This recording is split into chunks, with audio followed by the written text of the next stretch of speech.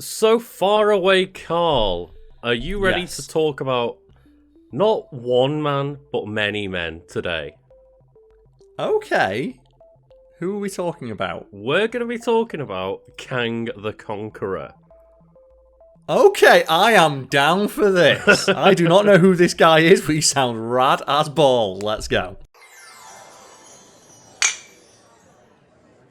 You know, we are building up to the, what's the name of it here? The Kang Dynasty. That's the one. And that's one of the, big Phase 6 Avengers movies that we're building up to now.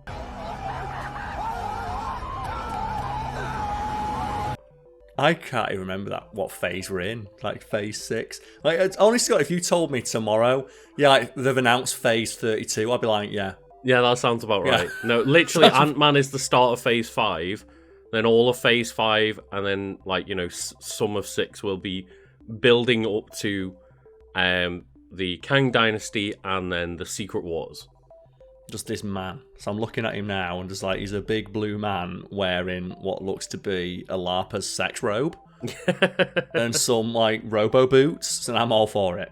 And I still, maybe I'll give a quick check on the gallery over here, because, I'm still not 100% sure whether he has a blue skin, or whether that's just, some weird Robodrome, helmet going on, or, he put himself in a robo body at some point. Mm-hmm. It's very confusing, because, he is... I think he's, the son of, or, a descendant of Reed Richards. He is a human. To be fair, the Hulk's a human and he's green. I mean, the Hulk isn't human, though. Bruce Banner is human. Yeah, he's green. What do we class Hulk Nightcrawler's as? human. He's blue. That's true. Mystique. But I guess we'll find out at some point, and we can start out with, a nice quote from Nathaniel Richards over here, who is Kang the Conqueror. Story is not written, scholar, and neither is destiny. History is made by the deeds of the strong, the brave, and destiny is forged. The historians, the students, the greybeards, they come in the wake of the strong and write down what the brave have done. But it is the conquerors who change the world. Alright, calm down. We're not trying to write a Rhapsody of Fire album here. What are you doing, Nathaniel? But that immediately comes across as fuck all of these dickheads. If you want to make history, you've got to be a conqueror like me. Yeah, history is written by the victors, I think is the most succinct way of putting that. Nathaniel Richards, aka the Kang the Conqueror, is a multiversal conqueror of worlds. He doesn't just want one universe, he wants them all. Am I remembering correctly? Is this the guy who's at the end of Loki? Yes, yeah. A ruler, a conqueror, he who remains. And it's just you opened up an infinite amount of alternate realities, which means that because there's an infinite amount, there's going to be one in there who wants to take over the universe. But there's also going to be an infinite amount of other ones that also want to do that. Yeah. They're all going to team up. Is that what this dude does? Essentially, yes.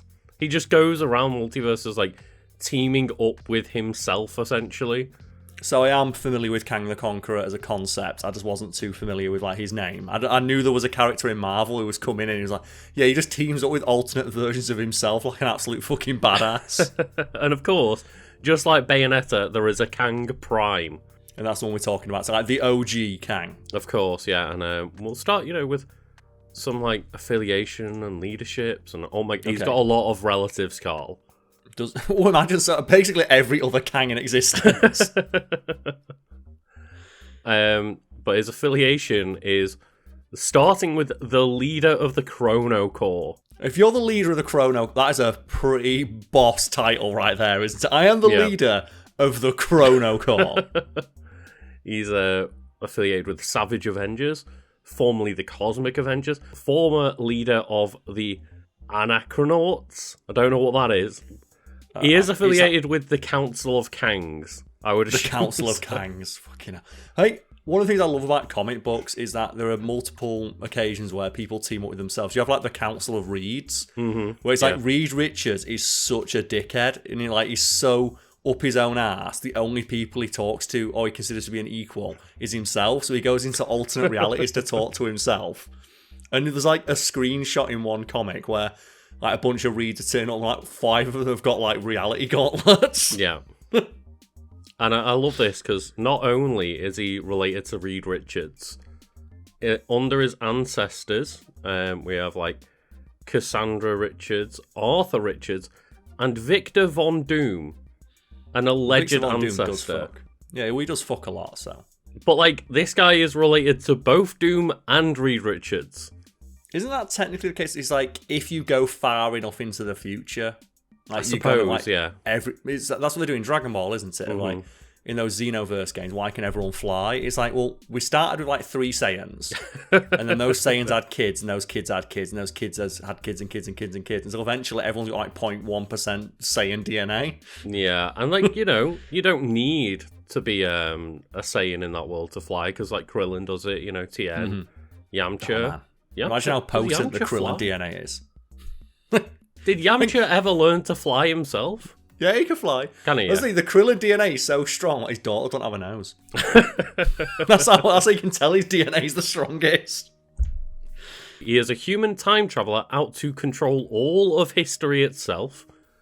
Legend. He is from Earth 6311, but obviously takes over many, many other variations of the Marvel Universe. Obviously, the main Marvel Universe is 616 in the comics. There is a question I have, though, Lucas. Do we have any band names? 'Cause I'm imagining that the Kang the Conqueror has got to have a band name or two locked away amongst those aliases and nicknames. Well, I was saving them. You say, okay, I like this. Some of them are good, some of them are fine. So, for aliases, Karl, we start with Victor Timely. Boo! All right, I'm going to boo that one. That sucks. What else we got? The second he's Pharaoh Ramatut. He's a pharaoh. I don't mind that. He is the Blue Man. He's part of the Blue Man group, apparently. Well, the Blue Man group are awesome. Like, they are. Group. Can you imagine? Oh man, imagine if it was Infinite Blue Men. Imagine that's essentially what this is. Yeah, but imagine that concert. They've all got guns. Yeah, the Blue Man group, the ultimate musical performance. They just shoot you. You got Victor Timely Jr., Victor Timely the Third, Kang, but then we've also got, you know, some pretty badass ones of like King of Kings, Master of Men, Lord of the Seven Suns, Conqueror of the Universe. It's like, yeah, those are some titles. King of Kings and Lord of the Seven Suns. Like, I'd buy their album. I would 100% buy that. You know what? Folks at home, if you want to do some fan art, if you can just do as like that generic metal font, just saying the word like Lord of the Seven Suns, send it to us on Twitter. With just like a giant blue face in the background. Oh, that could be super metal. We can go a bit into the history, but I was also thinking we can just touch on the Kang Dynasty part of many, many, many different stories that he's part of. Yeah, it's such an interesting idea of there's just an infinite amount of this guy out there, and and because there's an infinite amount, that means statistically, and like, you know, an equally infinite amount would want to take over the universe. But doesn't that mean that there's also an infinite number of people stronger than him? Yes, but they're not people that are either, you know, with the technology to travel between the multiverses, or they're not arsed.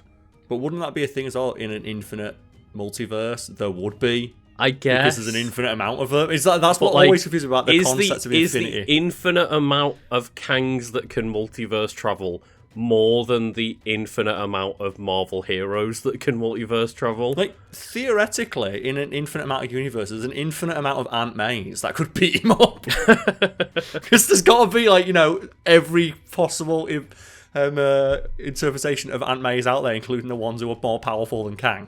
I wouldn't mind that if just, like, a million Marissa Tomei's come in to just swing pots at Kang the Conqueror. Have you been reading my mind, Lucas? Infinite Marissa Tomei's. Okay. Maybe put on some clothes. The correct answer to this, though, is Lucas, you're supposed to go, shut up and stop thinking about it. We need to get a bit more on board with the fact that just there's more Kangs than anyone else, Karl. Even though there's an infinite amount, and the definition of infinity means it's like, oh, shut up! Quiet, Karl. It's like, stop thinking about it. So yeah, we're talking about his history here, the origins. Okay. Nathaniel Richards was born in the 30th century of Earth 6311, a reality where humanity never went into the Dark Ages. After centuries of advancement and warfare, peace was brought to the land by a time traveler from Earth 616 named Nathaniel Richards. So I'm guessing that's got to be like Franklin Richards is Reed Richards' son. Is it a descendant of Reed Richards? He will be, yeah. And it's like Richards brought peace to the war-torn future, and then he was known as the legendary benefactor. That's so mad. He like Earth 616 Nathaniel Richards was like, I don't like this place. I'm going to go to Earth 6311 and just become like a supreme overlord of their world. What a dickhead. Then again, if there's an infinite number of universes out there, yeah, you can. The Nathaniel Richards born to this reality is said to be a descendant of the benefactor through Reed Richards, although other records also indicate that he might be a descendant of that very monarch known as Doctor Doom. And I can't go over like the progeny right there of like, I am the son of both, like not the son, I am the descendant of like Reed Richards and Doctor Doom. Which means at some point, like that rivalry ended because their kids fucked. Like Doctor Doom had a son or a daughter that fucked a son or a daughter. Do you reckon they both actually talked to each other at the wedding? That'd be so awkward. You ever seen, was that like one comic? I think it's like where Black Panther marries Storm. And Victor Von Doom is in hell at the time, but he sends a message saying, congratulations from hell. Because obviously he's a world leader and he should turn up. And then this is where things start getting weirder. It's like at the age of 16, intervention from his future self as Kang resulted in young Nathaniel trying to prevent his eventual transformation into Kang and briefly becoming the young hero known as Iron Lad, who took inspiration from, Tony Stark, the 20th century Iron Man. Now here's a pro tip. If your future self comes in, you've already lost. If your future self is there, you've already lost, because that means you already did the thing that led you to that path. It's that weird thing, isn't it, of like the two different like schools of thoughts of like, does traveling back or forward in time, like, would that change events if you travel back in time and told your futures or past self, to change this past? Or does it create a new instance of time? Do we do like the whole Trunks thing where no, that creates a new reality? In that reality, you always go back in time to make that reality happen. Yeah. Like time travel is one of those concepts that I find fascinating, but also infuriating when it's not handled in a way that is consistent. Because there are multiple ways you can handle it, but when stories don't treat it consistently. Yeah. Like the Marvel Universe, if your future self is turning up, you already lost. Because your future self is there. And if you can do all you need to do in that moment, you just shoot yourself in the head. I mean, your future self can't exist without you being there, so it just creates a time loop. But then what if that traps the future self in the present day, and then they go into the future to then become that future person? Well, then what happens is someone comes in and goes, shut up and stop thinking about it. And like, just some weird shit happened, similar to the bullshit that we're coming up with, because as an adult, Nathaniel discovers a time machine, and having grown bored of his peaceful time, travel back in time to ancient Egypt in 616. He then set himself up as the Pharaoh Ramatut, and then he was ousted by this position by the Fantastic Four. I don't know how, back in ancient Egypt, but then he tried to flee back to his own era, got caught in a time storm, and then appeared in modern day on Earth 616, where he then encountered his possible ancestor, Doctor Doom. And it's like, what is going on? Joe, at some point, someone just needs to shoot this guy in the back of the head and be like, we can't let you run around time. You are way too frivolous with the amount of power you're wielding right now. But then the worst part is, like, when you do that, apparently just a different multiverse version of Kang appears out of nowhere. Like, it's the instant you're shooting, 50 Kangs turn up. Like, God damn it! Like, I'm scrolling down here to find the Kang Dynasty part of the story, because his origins are already getting complicated enough, and you scroll past the Council of Kangs to then get to the Council of Cross-Time Kangs. So it was the Council of Kangs, and then the council did not have enough Kangs on it, so we had to get more Kangs in. Is it well, we want to talk about this because the word Kang is so funny. Because it's the alien from The Simpsons. Oh yeah, of course, Cronus and Kang, yeah. I didn't even think about that. Yeah, that's why I'm thinking it's really funny. I wonder if that's Simpsons writers just throwing a little Marvel reference in there. Maybe it's just a funny word. But like, what's your favourite interpretation of time travel? Because I want to give a big shout out to Quantum Break, which is where they invent time travel. The instant they invent time travel, their future self turns up and is like, hey. like the instant they it works, just their future self turns up. Yeah. It's like, yeah, that's how it'd work, innit? It's like the instant time travel exists in this universe, my future self just rocks up and is like, hey, what's up? I think, not one that I really like, and just the mindset that I appreciate. And I don't like the show, but I'm going to mention something from The Big Bang Theory. Okay. And it's just at one point, I think, Leonard turns around to Sheldon and is like, oh, are you not interested in, trying to figure out time travel? And he's like, no, because if I ever figured it out, I would have already come back to myself, so I don't need to worry about it. Yeah. If I've ever discovered time travel in the future, I already know that I've discovered time travel because I've gone back to myself. But then, Lucas, by not focusing on time travel because of that, does that mean you don't invent time? Exactly. And it's like, oh god, that's why time travel's the worst. Anyway, so I don't know what happened before this, but it starts with Kang Dynasty, now with a free destiny. So he's done some, bullshit to free himself from his own destiny.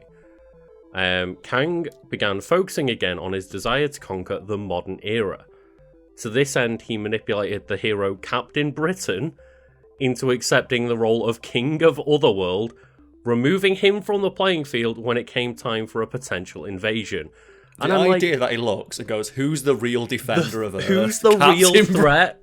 Captain Britain. Also, as well, what is the obsession with conquering the modern era? Why don't you conquer, 2350 when all the heroes are dead? Mm-hmm. Just why would you go back to the one era when there seems to be the most heroes on Earth at that point? I guess it's just because he's got to stick up his ass about the Fantastic Four or something. Maybe, but it's like the thing, isn't it, of, was it criminals in New York? Why would you be a criminal in New York in the Marvel Universe? There are so many heroes who just live in New York.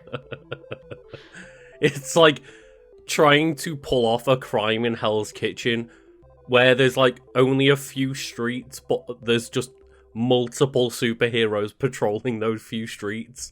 Joe in Halo on Snowbound, if you go out of bounds and a turret starts shooting you. That's what it's like. If you're a criminal, you're a purse snatcher, and you go too far into the Punisher's territory, it sums up, return back to your original spawn or you will be killed. You just got to run back and get your ass beat by Daredevil. So yeah, I don't quite know why Kang wants to go, as you say, maybe the most dangerous era of time that he could go to, but he did spend a few decades preparing in his own era to then come back to modern times and be able to conquer Earth. He organized a harem of genetically ideal women, started copulating with them, and then this is some Endeavor 2.0 type shit, Karl. Yeah, he's IV breeding some perfect children. But he is, because every child from these unions, he names Marcus and begins training them to be the ideal warrior. And with each failure, he just kills them and seals them in a private chamber and then wakes up another Marcus to start training again. What's with George Foreman, where he named all of his kids George and his daughter Georgina, and someone asked him, you try remembering 8 kids' names when you've been punched in the head by Mike Tyson. So yeah, his best attempt at the time was Marcus 23, and that Marcus Kang proved to be a success, and then was then trained in the art of combat, war, and strategy from Kang. Why don't you just bring future shit from the future and just kick everyone's ass? Why don't you just booster gold it? Well, that's what he's done, but he's got a perfect warrior child, unlimited, time travel prospects, spent decades in the future, in the 31st century, planning how to defeat the modern era of heroes, and like he still manages to fail. I'm also as well betting that a lot of that's not going to be in the film. I don't think we're going to get just the Kang fuck arc. The like just the Pokemon breeding arc of like, just, your IVs aren't good enough, son. Just murders another. You've not got the right egg moves. Oh god. Well, let's find out. I want to know how powerful he is, though. Should we move on to like the fun stuff? Well, give me just a minute, because I do find it funny that like he takes over a bunch of Sentinels that they send to defeat him because he's got the tech to just take them all over. And even though he's got like all of this tech, all of the Sentinels at his beck and call, he just like loses a fight to Captain America and they lock him up. And then at the end, obviously, because his son fucked up, he kills his son at the end as well. It's Maybe like, if he had, on like, to another one. Maybe if you had a couple more kids, it'd have been alright. Like, that's the thing is, would it not be better to have all of these perfect children and not one? Wouldn't it be better to just not try and fight Captain America in a fist fight? Because strangely enough, he shouldn't be trying to fight Captain America, because this man has no powers. Why don't you just go back in time and make it so Captain America like breaks his ankle on his way to the fucking military recruitment office? Just go back in time and hit him with a car when he's got no superpowers. So yeah, in terms of like powers, abilities, and all the good stuff, powers, Kang is a human from the 31st century with no innate superpowers, and he keeps picking fights with Doctor Doom. What a legend! He's over 70 years old, but because they have like improved biology and science and stuff in that era, he appears to be a man equivalent to like modern day mid-40s, as like is the case with every older hero villain in Marvel. Yeah, that's true. Like when just Magneto spent like 50 years looking 50. It also says former powers nigh omnipotent because he was absorbing energy from a celestial, but he only managed to get a small portion before being interrupted by Havoc and Sunfire, who also absorbed energy from that celestial. That's the thing, like, Havoc is such a fucking jobber here. That's why I was laughing, is like, he got stopped by Havoc. He got stopped by worse Cyclops. Like, he's worried about Captain Britain, but he's also taking over multiverses. But that just says, like, every other multiverse ain't shit. Just take over every other universe but ours and leave us alone. But his power grid, it's decent, but then he also has, like, armor that enhances his stats. No, you kind of need to, innit? I know. He's got an intelligence of 4. Without the suit, he's got, like, strength 3, speed 2, durability 3, energy projection 1, and fighting skills 4. But with the suit on, he's got a strength of 4, a speed of 7, a durability of 5, and energy projection of 6. It's not bad, but that like speed of 7 and energy protection of 6, that's like high. Yeah, but Wolverine could probably just punch him. No, that's apparently he just loses to fucking Captain America and Britain. Captain America has got a shield. How do you stop that, America? But I do really appreciate that, like, this isn't just, oh, he's a supervillain that's strong. Like, he's clearly he's a very intellectual supervillain, which I appreciate. Yeah, he's not a physical threat. He's more of a existential threat because of his intelligence and stuff. Yeah, it's like we joke about him being weak, but if anything, it's more impressive that he's that weak and can take over all of these different places and just fuck up as much shit as he manages to in the first place. Mm-hmm. And then when it comes to his abilities, yeah, it's a superior level intellect. We've got political savvy, of course. See, that's a power right there. And then he is a skilled combatant, and he has got indomitable will, of course. That's the thing, though. You could be as good a political leader as you want, but I'm going to bet there is a power vacuum that forms every time the leader jumps into another aspect of reality. It's like, do you know, like when like the Prime Minister goes on holiday? And everyone's like, well, how are you going to lead when you're on holiday? And it's like, how are you going to lead from another plane of existence? Well, you recruit more Kangs is what you do, Karl. Just send in more Kangs. The thing is, I think that Kang's problem is that his answer to almost all of his problems seems to be, get more Kangs. Clearly, Kangs aren't cutting it. Get more Captain Americas. He's a man that only trusts himself to do a job, Karl. Like, go into another dimension and find a Captain America who's on your side. It does over here with equipment. It says that he's got like battle armor, which, you know, it gives him like strength, durability, anti-gravity device. That's pretty cool. Time travel, concussive bolts. But after his battle armor, he also has something called Kang's Light of the Century Sphere. What the fuck is this destiny weapon he's got? Yeah, I know, right? I saw that and was like, hang on. He has also got a time scanner. But the sphere can transport people through time and space. It can also hold people captured in itself. It travels faster than light speeds and is probably fueled by a virtually inexhaustible energy source, or alternatively by accessing hyperspace. It's like, we don't know what this thing is powered by. Just leave us alone. We'll just throw it at someone. Why don't you just... You could just trap Captain Britain inside of the sphere. Yeah, but you underestimate how fucking mad Captain Britain was. Like, I'm still thrown off so much because, like, the only thing I know about Captain Britain is that he's like, you know, knock off Captain America. Why is this man so scary? Maybe he just doesn't know. Maybe that's it. He just doesn't know. He's like, well, who's the real threat? And he goes and he looks at history and he's like, oh, Britain used to be shit. Like, it used to be the shit, like, 100 years ago. I'm assuming it's the same now. Captain Britain represents an empire. And it's like, yeah, Britain's like 4 countries that don't like each other. Oh. And then, just to, you know, end things off with some notes and trivia here, Karl. Mm-hmm. One thing that sounds pretty baller is that Kang has a trophy room at the edge of space-time. That is amazing. So it's all the shit he steals from heroes and villains that he beats. Yeah, he's got like Captain America shields, Dr. Octopus's tentacles.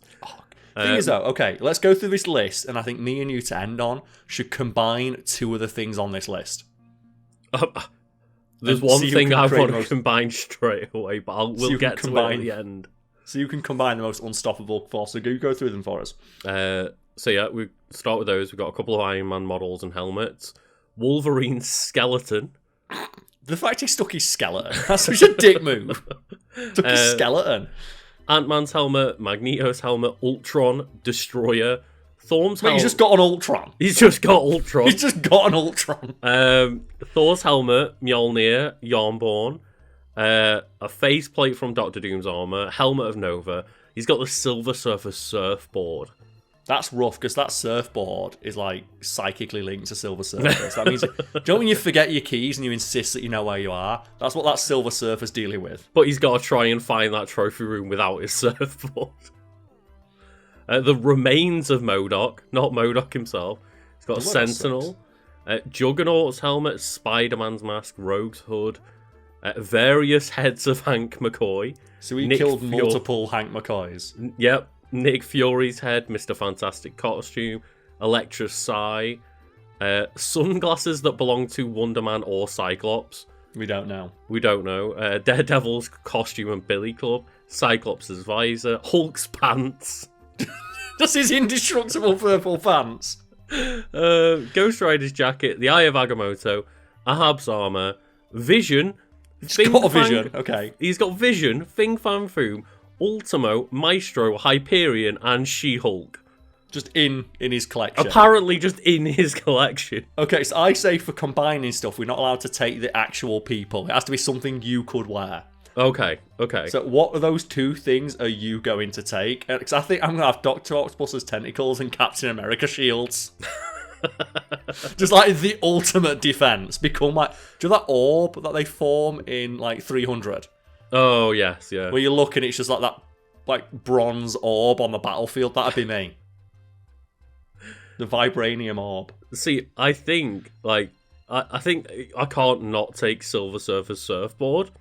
Oh, and then just for the hell of it, just take Ghost Rider's leather jacket, even though it's got no magic powers. See, I nearly said the Ghost Rider jacket, but I'm gonna opt for Cyclops' visor instead. Just to look super cool. Just to look rad as shit as you're surfing around. That's the thing as well. You know, the instant you stepped on that surfboard, it'd fly like 1,000,000 miles an hour and you'd catch fire. Like the air resistance, you'd catch fire and explode. But in that moment, like album cover. Oh. Just Lucas just flying through space at 1,000,000,000 miles an hour with some sunglasses on as he bursts All into that's flames. left is the visor.